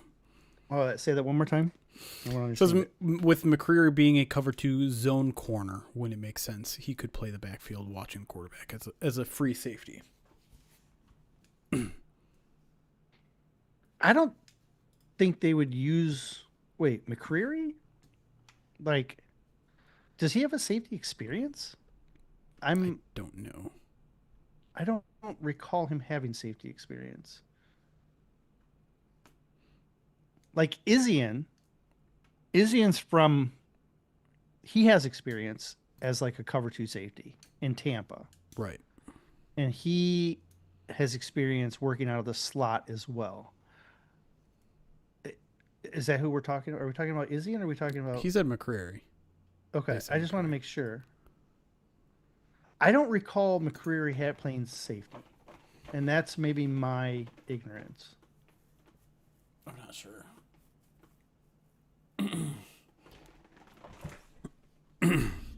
But I guess part of the argument there is that he's a good cover two corner zone.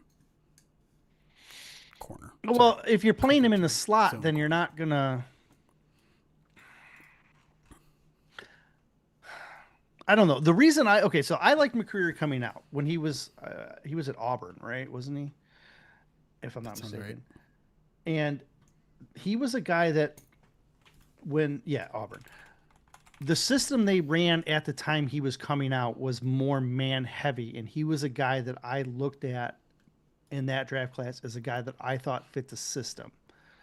And then I didn't follow him until last year when he got traded because I didn't, he wasn't cut or anything, so I didn't really like look into him. So I'm not exactly sure what he did in those first couple of years.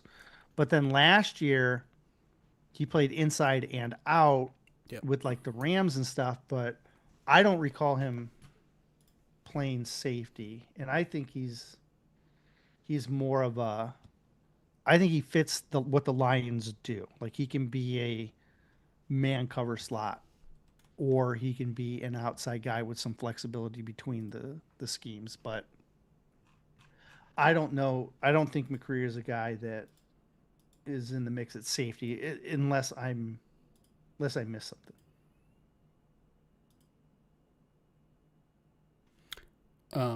Okay. What corner are we drafting at 32? So Papa Steve, Eric earlier on the show did throw out some names to watch in the college ranks if you're already scouting cornerbacks, which is a depressing thing to even think about, but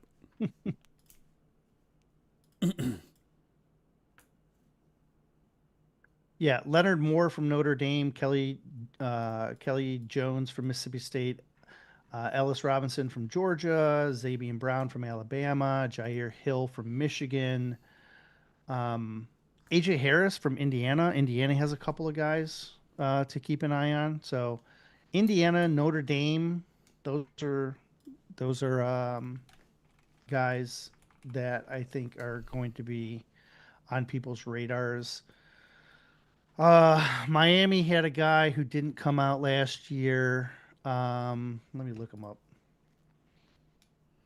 because I thought he was on my radar last year when they were in the national championship. Xavier Lucas is the Miami guy, so I don't know where he's going to end up, but I think will be a senior. So most of the guys I mentioned were underclassmen, except for the Miami kid and the Indiana kid. Those are both seniors, I'm pretty sure. All right. Well, it kind of looks like questions are drying up here a little bit. If you're a Pride of Detroit Direct subscriber and a question comes to you, feel free to send it via email. Like I said, Eric and I are going to record the PODD exclusive mailbag next week, so you can start submitting your questions in now. I will start taking them now. I will make sure that I have them saved in my inbox. There's one or two that I saved specifically for that anyways, so start sending them in. Yeah, I'm waiting for the Lions to release their 53-man roster prediction before I send mine. I don't know if I'm going to get one out by the end of the week. I'm trying to cram in a lot of work today, this afternoon, so that I get ahead of it and can focus on being on vacation while I'm on vacation. Something that I have historically had a problem doing. But I would say like maybe Monday or Tuesday next week is probably more likely. I will also say this, our annual series of ranking the rosters from 90 to 1 also will begin next week. Our staff is currently submitting their rankings from 90 to 1. If you've missed that, it's kind of a fun way to just look at the roster and track who we think is the best and worst players on the roster. We usually drop them about 10 at a time. So 90 to 81, 80 to 81 to 71, and so on and so forth. So that'll start next week. Eric, I know, is working hard on his training camp preview already series. And we'll have player profiles as well. So like I wrote something on Levi this morning that's already up and out there. We try to do kind of as many of like the big players on the Lions team to just kind of outline their expectations for this season, highlight some comments made from coaches this offseason, and project what they might do this year. So plenty of content coming your way on the site. We'll still be doing our weekly podcast here, including the mailbag and the main show. The POD cast. There is no podcast called The Main Show. Want to underscore that. Are you sure? I'm fairly certain. I think it's just, it's just known by that. That's right. That sounds not good. Officially, but Papa Steve. All right. We'll close things out there. Thanks for hanging out. Sorry about some of the technical difficulties, and we will see you next week, assuming nothing crazy happens in the next 3 days, please. 4 or 5 days, I suppose. No, we don't need any news.